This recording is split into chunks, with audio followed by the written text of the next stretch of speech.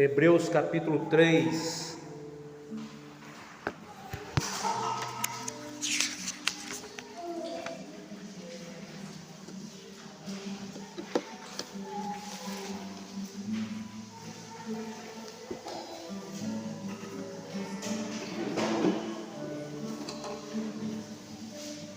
Hebreus capítulo 3, que puderem estar de pé.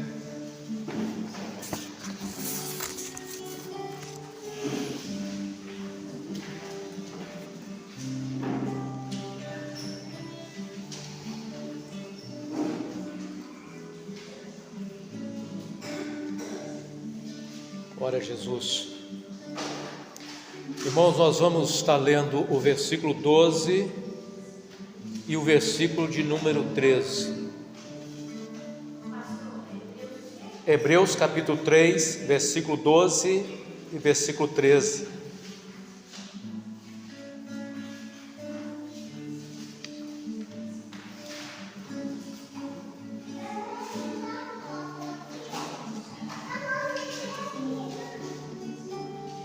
Amém? Nos diz assim a palavra do Senhor: portanto, irmãos, cuidem para que nenhum de vocês tenha coração perverso e incrédulo que os desvie do Deus vivo. Advirtam uns aos outros todos os dias, enquanto ainda é hoje, para que nenhum de vocês seja enganado pelo pecado e fique endurecido. Senhor, te louvamos por estarmos, ó Deus, mais uma vez reunidos neste lugar para adorar ao Senhor. Somos gratos pelo cuidado do Senhor com as nossas vidas, e se aqui estamos é porque o Senhor nos deu condição para nos reunirmos, para bendizer o Teu nome, para adorar ao Senhor pela beleza da Tua santidade. Agradecemos ao Senhor pelo agir do Senhor através dos louvores cantados. Cremos, Senhor, na manifestação poderosa do Senhor em cada, Senhor, momento desse culto, trazendo o Seu Deus renovo, trazendo o Senhor alegria, trazendo libertação, trazendo cura, porque Tu és um Deus vivo, nós servimos um Deus vivo, e nós pedimos ao Senhor que por meio da Tua santa palavra nesta noite, o Senhor também possa operar, ó Deus, completando aquilo, Senhor, que o Senhor tem, ó Deus, como bênção reservada para cada um de nós nessa noite, que nenhum de nós íamos sair daqui, Senhor, sem receber pela fé aquilo que o Senhor reservou para nós neste culto, nessa noite. Que o Teu nome possa ser engrandecido neste lugar, assim oramos em nome de Jesus, amém. Os irmãos podem sentar.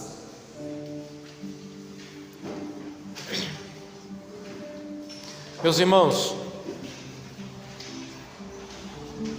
domingo passado nós tivemos um culto abençoado de Santa Ceia, né?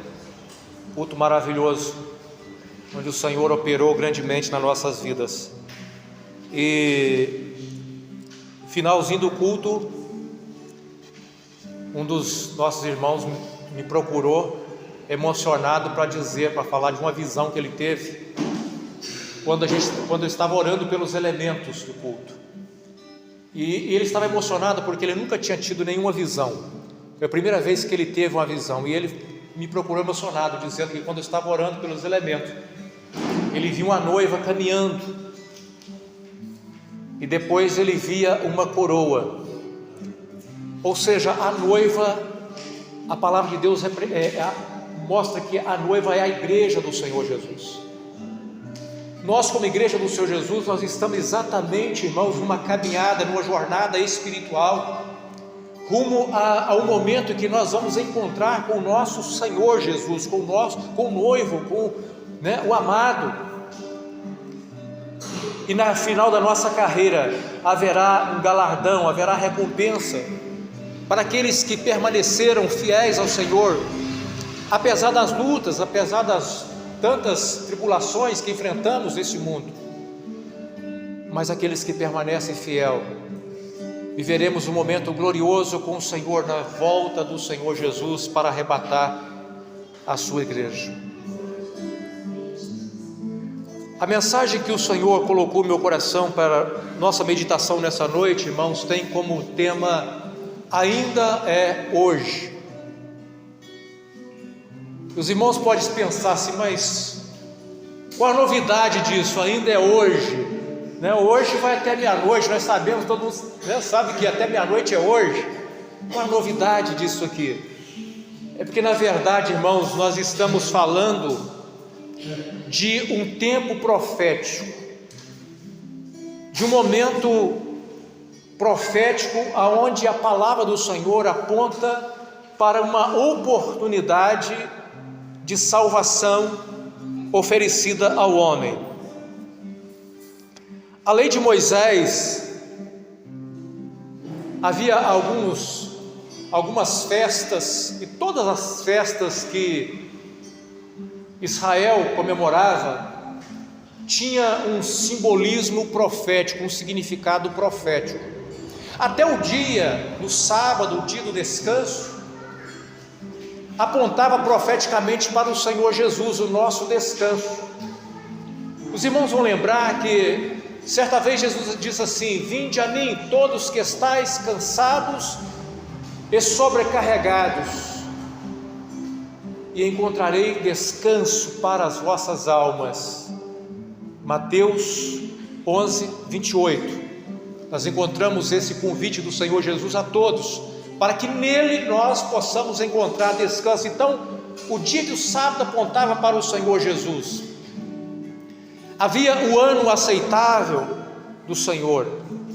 Esse ano aceitável do Senhor, a cada 7 anos havia o ano sabático,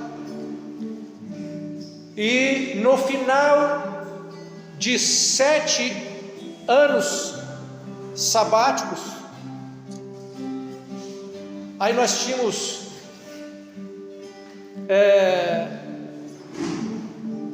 a festa do jubileu, acontecia no 50º ano.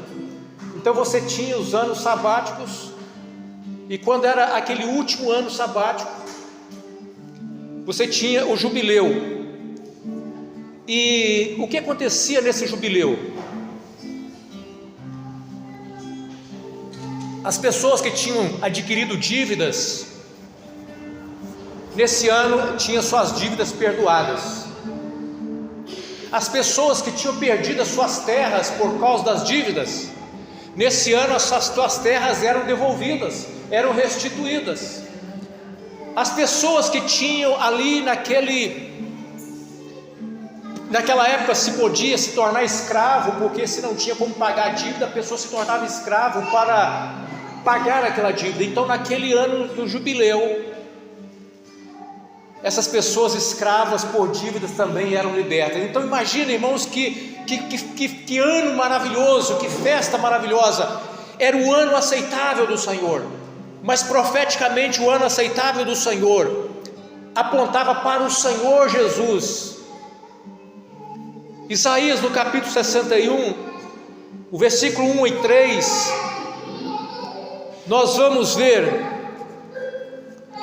dizendo assim: o Espírito do Senhor está sobre mim, porque me ungiu para pregar boas novas aos que sofrem, e me enviou para restaurar os quebrantados de coração, e proclamar libertação aos cativos, e abertura de prisão aos presos, e proclamar o ano aceitável do Senhor. Isaías está aqui profetizando a respeito de um dia em que o Senhor Jesus viria, e seria o ano aceitável do Senhor, onde a bênção seria oferecida a todos os homens.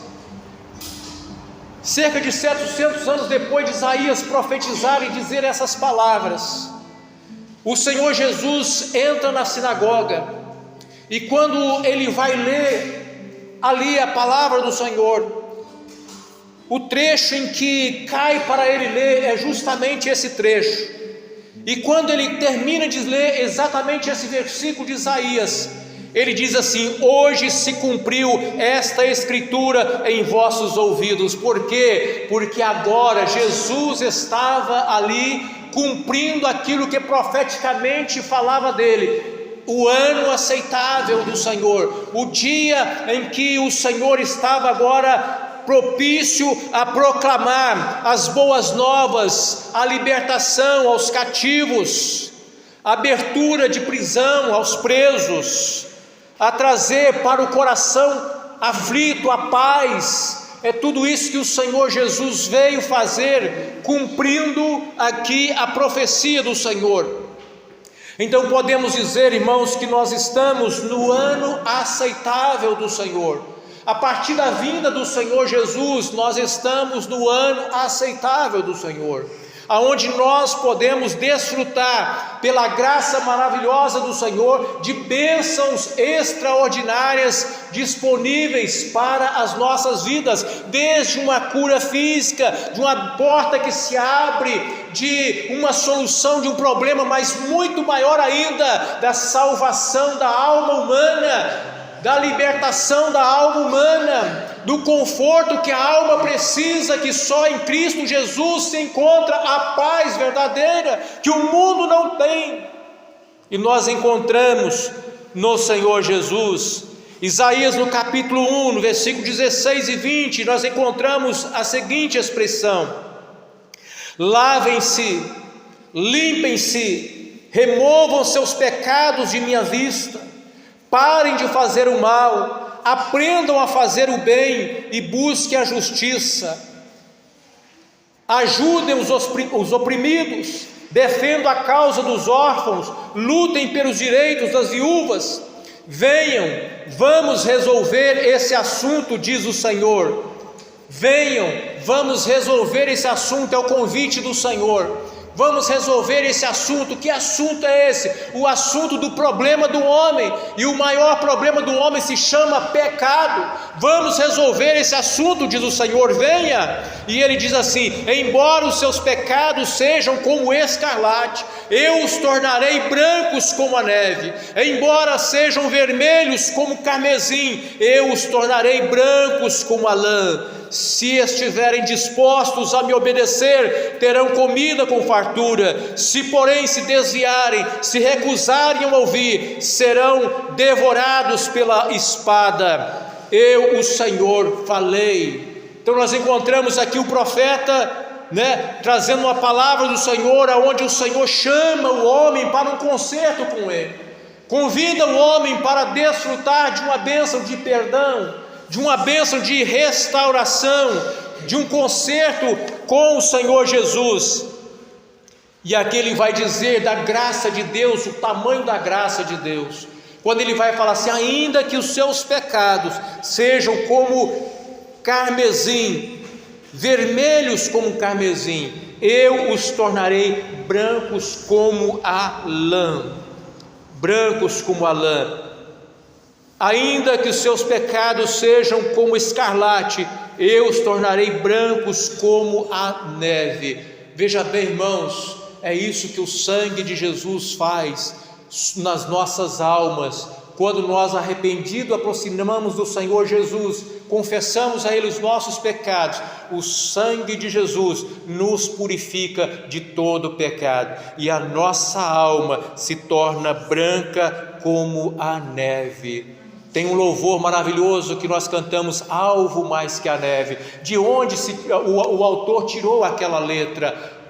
A inspiração veio exatamente desse trecho que nós lemos aqui. É desse trecho que vem a inspiração, alvo mais que a neve. É assim que o Senhor faz com a nossa vida. Mas Ele, ao mesmo tempo que Ele oferece a graça maravilhosa, salvadora do Senhor, Ele traz uma advertência para que nós possamos estar dispostos a obedecer ao Senhor, para viver a bênção de Deus abundantemente sobre as nossas vidas. Mas se nós desviarmos, se nós recusarmos a ouvir, seremos devorados pela espada, ou seja, o juízo de Deus estará sobre aqueles que se desviarem. A palavra do Senhor que nós iniciamos falando aqui em Hebreus, todos nós sabemos que Hebreus é uma carta de advertência para a igreja. E é uma carta de advertência contra o perigo de uma apostasia, ao perigo de um afastamento, ao perigo de um abandono da fé verdadeira, ao perigo de um abandono das doutrinas verdadeiras cristãs, ao perigo de um abandono do Deus vivo.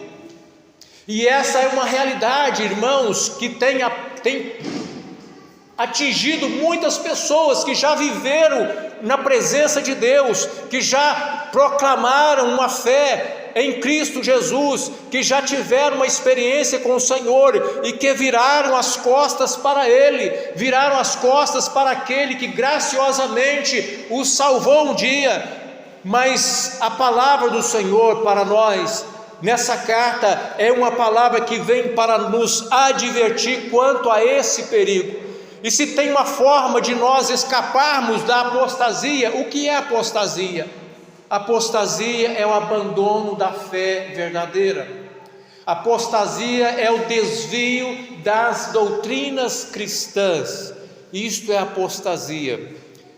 Meus irmãos, e a maneira de nós nos afastarmos disso, de nós não cairmos nesse pecado, é exatamente advertindo a igreja. Uma igreja que não é advertida, uma igreja que não é falado sobre o pecado, uma igreja que não é falado sobre o perigo de uma apostasia, essa igreja está propensa a cair numa cilada diabólica e afastar dos caminhos do Senhor. E é por isso que nós pregamos esta palavra nessa noite, porque o amor do Senhor para com as nossas vidas é que nenhum de nós venhamos nos perder no caminho, mas que todos nós estejamos prontos, salvos, esperançosos, com certeza no nosso coração de que fomos salvos pela graça de Deus, e que quando o Senhor Jesus aparecer nos ares para buscar a sua igreja, nós subiremos glorificando ao Senhor, encontrando ao Senhor, estaremos para sempre com Ele. Mas para isso nós precisamos ter a nossa fé firme em Cristo. Hebreus 3, versículo 1, versículo 5 ao versículo 8, nós encontramos: Moisés foi fiel como servo na casa de Deus, o seu trabalho ilustrou verdades que seriam mais tarde reveladas, mas Cristo como Filho é responsável por toda a casa de Deus, ou seja, Cristo como Filho é responsável por toda a casa de Deus. E completa: e nós somos a casa de Deus. Nós, a igreja do Senhor Jesus, nós somos a casa de Deus. Mas aqui nós temos uma condicionante: se nos mantivermos corajosos, firmes em nossa esperança gloriosa. E isso diz o Espírito Santo: hoje, se ouvirdes a sua voz, não endureçam o coração, como eles fizeram na rebelião, quando me puseram à prova no deserto. Então o Espírito Santo diz: nós seremos casa de Deus, se nós mantivermos corajosos, nós mantivermos firmes a nossa esperança gloriosa até o fim, se nós não fecharmos os nossos ouvidos para aquilo que Deus tem falado ao nosso coração. Se hoje ouvirdes a sua voz, não endureçam o vosso coração, porque no passado o povo de Israel caiu, irmãos, caiu depois de experimentar os milagres, caiu depois de ver um Deus operando poderosamente, depois de ver um Deus falando, aconselhando. O povo de Israel caiu no pecado de uma apostasia. E qual foi a consequência disso? A consequência é que a ira de Deus caiu sobre aquele povo, e aquele povo não entrou na terra prometida, exceto Josué e Calebe, aquela geração que saiu do Egito e que viram o mar vermelho se abrir, que bebeu da água que brotou da rocha, que comeu do pão, do maná que caía do céu. Essa geração, irmãos, ficou no deserto por endurecimento do coração, por endurecer o coração quanto ao chamado do Senhor, ao conselho do Senhor. E aqui o escritor aos Hebreus está usando dessa passagem que aconteceu na história do povo de Israel, para advertir a igreja quanto ao perigo de uma apostasia.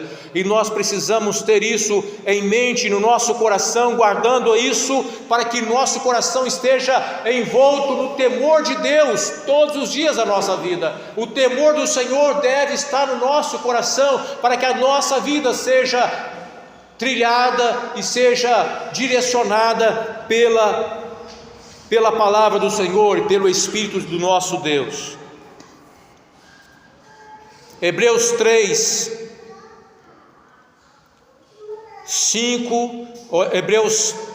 9 a 11, nós encontramos ali: os seus antepassados, povo de Israel, me tentaram, me puseram à prova, apesar de terem visto os meus feitos durante 40 anos. Por isso fiquei irado com aquela geração e disse: seu coração sempre se desvia de mim, vocês se recusam a andar em meus caminhos. Era essa a condição do povo: o seu coração sempre se desvia de mim, vocês se recusam a andar nos meus caminhos. Meus irmãos, aqui está o perigo. Quando nós vamos endurecendo o coração, sempre desviando o Senhor, chega um momento em que não há mais solução para a vida daquele que mantém o coração endurecido, porque a ira de Deus desce sobre os filhos da desobediência, diz a palavra do Senhor. E nós somos chamados e salvos pela graça, não para vivermos uma vida de pecado, mas nós somos chamados e salvos pela graça para vivermos uma vida de obediência ao Senhor, para vivermos uma vida que agrada ao Senhor, para vivermos uma vida de comunhão com Deus. E assim deve ser o nosso coração. Nosso coração deve estar envolvido com esse sentimento de amor a Deus. E o sentimento de amor a Deus nos impulsiona a querer ser melhor do que ontem. O sentimento de amor a Deus nos impulsiona a querer obedecer ao Senhor, porque Ele nos amou primeiro. Quem são aqueles que me amam, diz a palavra do Senhor. O Senhor diz assim: aqueles que têm os meus mandamentos e os guardam, aqueles que guardam as minhas palavras, esses são os que me amam, e os que me amam serão amados de meu Pai, diz a palavra do Senhor Jesus. Então nós precisamos, amando ao Senhor, vivemos uma vida debaixo da graça de Deus, mas sempre voltada para uma vida de obediência ao Senhor e à tua santa palavra. Estamos chegando ao final, irmãos, dessa palavra, dessa mensagem de advertência para nós nessa noite. E em 2 Coríntios, no capítulo 6, versículo 1 e 2, nós encontramos assim: como cooperadores de Deus, suplicamos a vocês, o apóstolo Paulo falando, como cooperadores de Deus, suplicamos a vocês, que não recebam em vão a graça de Deus, não recebam em vão a graça de Deus. Veja, irmãos, que a graça de Deus, ela é passível de ser resistida, Alguns irmãos defendem uma graça irresistível, mas o que nós vemos na palavra de Deus é a possibilidade de uma apostasia por causa da possibilidade da graça de Deus ser resistida pelo coração endurecido do homem. E aqui o apóstolo Paulo está chamando a atenção da igreja, dizendo: irmãos, suplicamos a vocês que vocês não recebam a graça de Deus em vão, no tempo certo. Ele vai dizer, porque Deus diz, no tempo certo eu o ouvi. É o tempo profético, é o tempo da salvação, é o dia de hoje, é o ano aceitável. E ele vai dizer assim: no tempo certo eu o ouvi, no dia da salvação eu lhe dei socorro. O Senhor nos ouviu um dia, o Senhor ouviu o nosso clamor. Um dia o Senhor ouviu o nosso gemido da nossa alma, que gemia por um Deus vivo, e o Senhor nos salvou e nos socorreu no tempo certo. E ele continua dizendo: de fato, agora é o tempo certo. Agora é o tempo certo. Hoje é o dia da salvação. Paulo conclui dizendo: hoje é o dia da salvação. E aqui nós chegamos lá no início, Hoje, ainda é hoje. Porque ainda é hoje, porque ainda é o dia da salvação, ainda é o dia da restauração, ainda é o dia do conserto que está aberto a todo homem, não importa a condição em que o homem se encontra, nós vivemos ainda a oportunidade da salvação. Mas porque ainda? É porque haverá um momento que se finda essa oportunidade, e essa oportunidade da salvação, ela pode se findar quando o homem parte dessa vida, quando o homem morre, meus irmãos, sem alcançar a bênção da salvação, quando o homem não abre o coração para o Senhor e parte dessa vida, sem um encontro verdadeiro com Cristo, ou sem uma reconciliação, meus irmãos, naquele momento se fecha a oportunidade da salvação para aquela pessoa. Ou então, quando o Senhor Jesus vier para buscar a sua igreja, e aí, meus irmãos, haverá um fim, haverá um momento em que a oportunidade da salvação se encerrará. Mas hoje ainda é tempo de conserto com Deus, e nós louvamos ao Senhor por essa graça de Deus que age no nosso coração para nos redimir, para nos restaurar. Encerrando, portanto, irmãos, preste atenção no conselho da palavra de Deus. Preste atenção no conselho da palavra de Deus. Portanto, irmãos, cuidem para que nenhum de vocês tenha um coração perverso e incrédulo e que os desvie do Deus vivo. Advirtam uns aos outros todos os dias. Veja bem, a responsabilidade é minha e é sua, de um ajudar o outro, de um advertir o outro.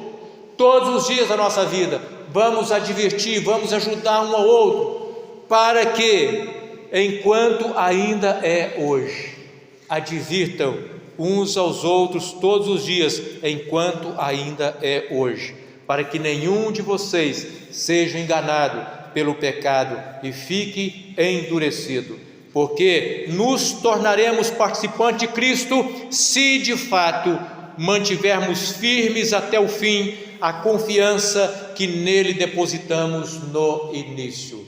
Aqui nós vemos uma coisa: salvo uma vez, salvo para sempre. Não nesse texto. Esse texto está dizendo que nós vamos tornar participantes de Cristo se nós mantivermos a nossa confiança até o fim, aquela que nós começamos e que nós vamos terminar na nossa jornada confiando do mesmo jeito em Cristo Jesus. Então nós precisamos estar firme, com o nosso coração voltados para o Senhor. Lembre-se do que foi dito hoje: se ouvirem a sua voz, não endureçam o coração como eles fizeram na rebelião. Assim encerramos a palavra do Senhor nessa noite, e que Deus possa nos abençoar, e que em nenhum momento nós venhamos desprezar a graça maravilhosa de Deus, que é o que nos mantém de pé, né? Se hoje estamos de pé, é porque a graça de Deus alcançou o nosso coração, é porque o Senhor continua perdoando os pecados, é porque o Senhor continua libertando almas, é porque o Senhor continua fortalecendo a vida de muitos que precisam ser fortalecidos, e nós somos, aqueles que precisamos urgentemente e cada dia da graça de Deus. Que Deus assim abençoe a cada um de nós, para que como igreja de Jesus possamos estar fiéis ao Senhor, obedecendo ao Senhor em cada momento da nossa caminhada cristã. Louvor.